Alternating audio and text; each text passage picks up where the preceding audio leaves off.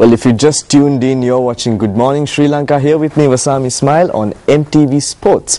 And we've been looking at some technological advancements with robots and smartphone evolvements. And we've been talking about some cool, interesting things that Google had launched. And on that same topic, as I said, you and I are frequent users of smartphones, and we use our Androids and iPhones and stuff. But right now I'm going to take you to China, where there is this company called Foxconn that actually manufactures some of these iPhones and iPads and stuff, and they have a few issues with their laborers going on in terms of pay and stuff like that. So have a look at this video and you'll see what I'm talking about. The world's biggest assembler of iPads and iPhones, Taiwan's Foxconn. Chairman Terry Goh says he's working to improve the lives of its 1.2 million employees in China. We make money from relying on technology. We let our workers get a reasonable salary. Our future salary level this year will exceed that of Taiwan. At its mammoth new factory in Henan province, a different story. The biggest complaint from workers, low pay, even after the base salary was bumped up twice this year to $285 US. Masha Kai has been here for nearly 2 years. When they hired us, they said food and accommodation was included, but later on they deduct money from us. We pay for the dorm, we pay for food. 8 workers live in one room and we pay 150 yuan a month each. Others claim Foxconn forces them to swap weekend with weekday shifts to avoid paying overtime. Overtime is key, and most workers we spoke to welcome it. Here's why. According to one worker's pay stubs, in a quiet month this year before the pay rise, with no overtime and a day of work missed, he was left with about $112 US. Even for inland China, that's not a lot of money. It was only with overtime tied to iPhone 5 production in August and September that his salary got a boost. Several Foxconn production line managers also told us they heard disputes broke out on some lines that were forced to work overtime without pay to correct any quality issues in the iPhone. Well, China is one of the biggest exporters and manufacturers when it comes to smartphone devices, and though you and I would enjoy using our phones, unfortunately there are people out there suffering on that behalf, which is also, I suppose, a sad situation and a sad thing to see.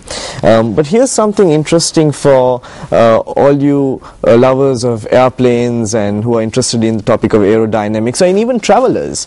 Airbus is about to launch an interesting airplane which they would like to call the Airbus 2050, which is supposed to be more efficient with fewer emissions and alternate energy sources, and it's actually supposed to help with minimizing the time it takes to get from one destination to the other, and along with other significant improvements. Take a look at this. 2050, and intelligent planes could be propelled into continuous eco-climbs and fly in formation along express skyways to cut time, delay and emissions.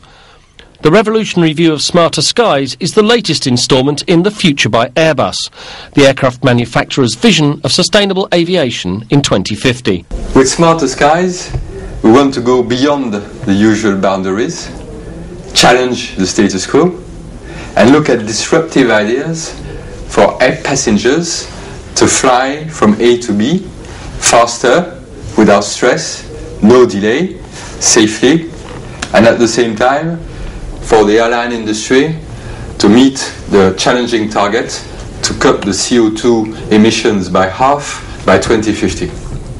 Assisted takeoff would see lighter aircraft propelled into continuous eco-climbs from shorter runways and reaching cruising altitude faster. They could self-select the most efficient route, rather than today's zigzag flight patterns, rendezvous in mid-air before flocking like birds in formation, to reduce drag, increasing fuel efficiency and minimising emissions. And they could optimise landing positions with pinpoint accuracy before gliding smoothly into airports with their engines running in idle. The kinetic energy that is captured on landing might power onboard systems during taxiing, the ground-based propulsion system used for takeoff, and autonomous receiving vehicles, ready and waiting to taxi aircraft to the terminal, clearing runways and making it quicker for passengers to disembark.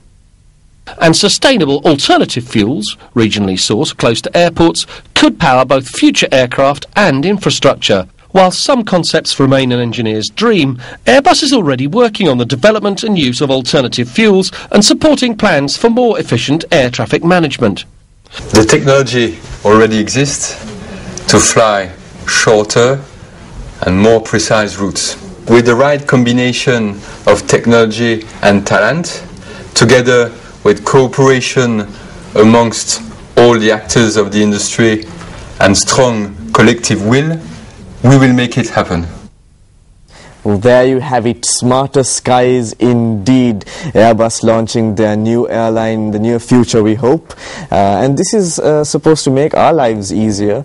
It's supposed to cut down on travel time, and it will also solve some of these transit issues and stuff. And this new airplane is also supposed to be good for the environment with lesser emissions, and of course saving of energy is always a very good thing. On that note, we're going to take a short break and get right back here on Good Morning Sri Lanka.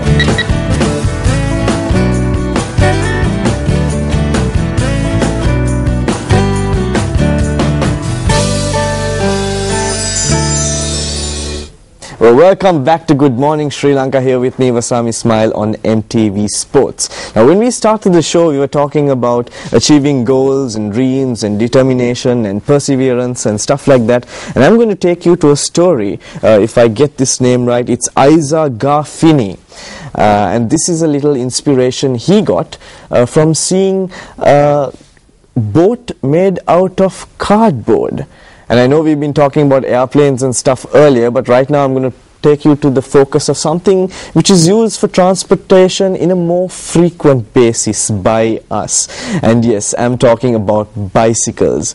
Can you believe it? This man has actually created a bicycle which is made out of cardboard, and if it all goes well, it will actually be one of the cheapest bicycles available in the market for just like $9 or $10, and if it's for kids, it's like about $5. This is something really cool. You need to check this out.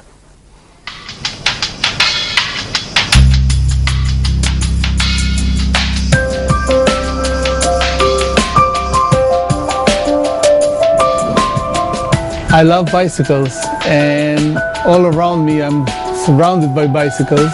Make them, fix them, work with them, and ride quite a bit.